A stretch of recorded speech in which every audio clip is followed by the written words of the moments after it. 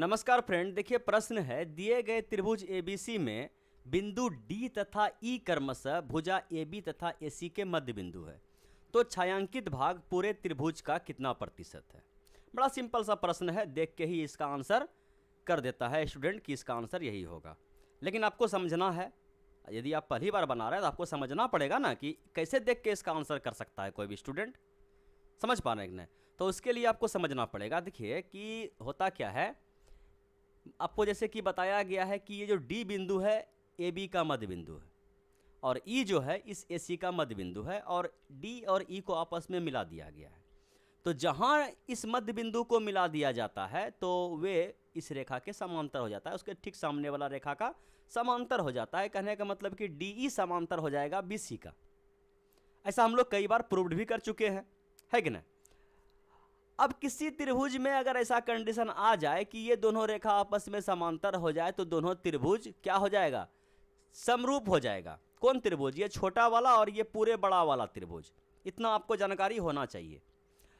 अच्छा, अगर कोई कहीं भी इस टाइप में दो त्रिभुज, कहीं पर भी इस टाइप में या किसी टाइप में दो त्रिभुज अगर समरूप आपको मिल जाए तो क्षेत्रफल निकालना कौन सा बड़ा बात है। बोलिए कोई एक भुजा मिल जाए उसका स्क्वायर कर देंगे, क्षेत्रफल का अनुपात आ जाएगा, है कि नहीं।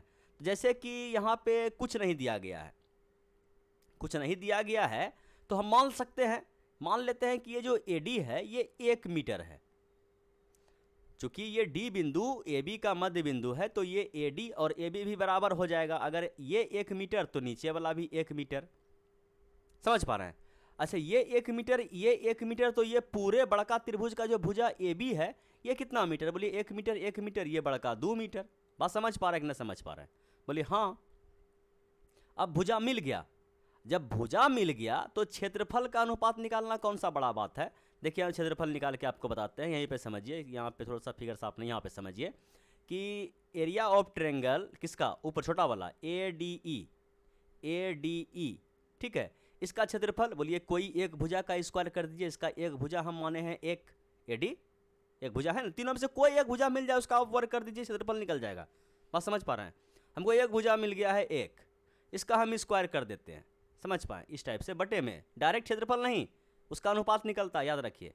तो एक का स्क्वायर एक ही हो जाएगा। फिलहाल आपको करके दिखाते हैं। अच्छा, अगर हम ये त्रिभुज जिसके समरूप है, ठीक है, उसका ही अनुपात लेंगे तो ये त्रिभुज किसके समरूप है? ये बड़ा वाला ABC का। समझ पा रहे? तो इसका भी क्षेत्रफल हम निकाल देते हैं, ABC का क्षेत्रफल। बोलिए इसका एक भुजा, समझ पा रहे? त्रिभुज ABC ये पूरे, ठीक है, इसका क्षेत्रफल कैसे निकालेंगे? बोलिए इसका जब एक भुजा ये वाला लिए हैं तो इसका भी एक भुजा ये पूरा AB लेना पड़ेगा और AB का मान आपके पास कितना है? 2। तो 2 का स्क्वायर कर दी, क्षेत्रफल का अनुपात आ गया, है कि नहीं? बोलिए क्षेत्रफल का अनुपात आया ना? बोलिए हाँ आ गया। लेकिन हमसे ये नहीं पूछा गया, इसी को जरा सा हम अगर सोल्व करके देख लें, ये 1 हो गया, ये 4 हो गया, ये पूरे त्रिभुज का क्षेत्रफल बड़ा वाला का 4 हो गया और छोटका का 1 हो गया। लेकिन हमसे पूछा गया है कि ये वाला बताइए, करका वाला छायांकित भाग पूरे 4 है, उसमें अगर 1 घटा दिया जाए तो 3 ये नहीं निकल जाएगा। ये छायांकित भाग है, इसका क्षेत्रफल 3 यूनिट है।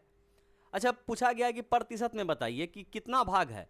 बोलिए कि कितना भाग ये है 3, टोटल कितना था 4, और परसेंटेज में पूछा गया 100 से गुना कर दीजिए। 4 से ये आपका कट जाएगा 25 बार में, 25 दिया 75% है।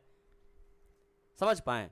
और स्टूडेंट कैसे देखता है? बोलिए कि ये बराबर 1 1 1, ये हो जाएगा आपका टोटल 1 1 2, 2 का स्क्वायर 4, और ये हो जाएगा 1, 4 में 1 चला गया, ये 3 हो जाएगा, ये 1 हो जाएगा। समझ पा रहे हैं? स्टूडेंट ऐसे सोचता है जब एग्जाम में बैठता है, ये 1 हो जाएगा, ये 3 पूरा कितना हो जाएगा? पूरा हो जाएगा 2 का स्क्वायर 4, 4 में 3 गया, 4 में 1 चला गया 3, और 3/4 कितना होता है? 75%। मतलब बिना पेन पेपर उठाए स्टूडेंट इस सवाल का आंसर कर देता है। बस समझ पाएँ क्यों कर देता है? क्योंकि उसके पास पहले से टैलेंट है। इस टाइप का सवाल वह कई बार पढ़ चुका है, इस टाइप का 50 सवाल वह सोल्व कर चुका है, और एक दिन पढ़ लेने से कोई विद्वान नहीं बन जाता है। और समझ पा रहे हैं? बार बार 10 दिन 15 दिन 6 महीना 3 महीना के बाद फिर से वो सेट मारता है, ऐसा सवाल उसको मिलता है। बात समझ पा रहे हैं? चलिए ये प्रश्न देखिए कितना आसान प्रश्न है। बोला है कि इस टाइप से 3 घन को आपस में सटा के एक घनाभ बना दिया गया है। तो अब जो ये 3 घन को आपस में सटा के इस टाइप से घनाभ बना दिया गया है, तो घनाभ का क्या पूछा है? आयतन।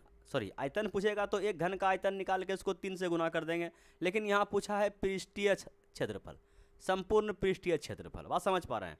तो संपूर्ण पृष्ठीय क्षेत्रफल का सूत्र जो होता है 2 इंटू क्या हो जाएगा, लंबाई गुना चौड़ाई प्लस चौड़ाई गुना ऊंचाई और प्लस ऊंचाई गुना लंबाई, यही ना होता है 2 इंटू करके।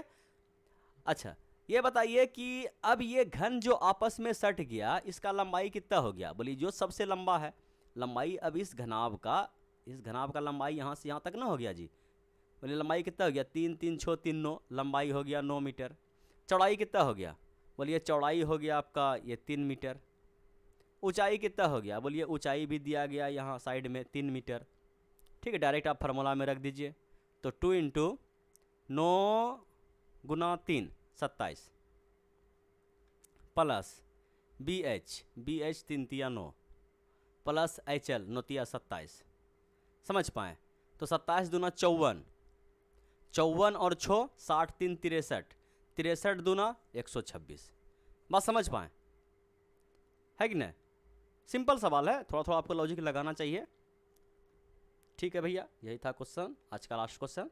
धन्यवाद।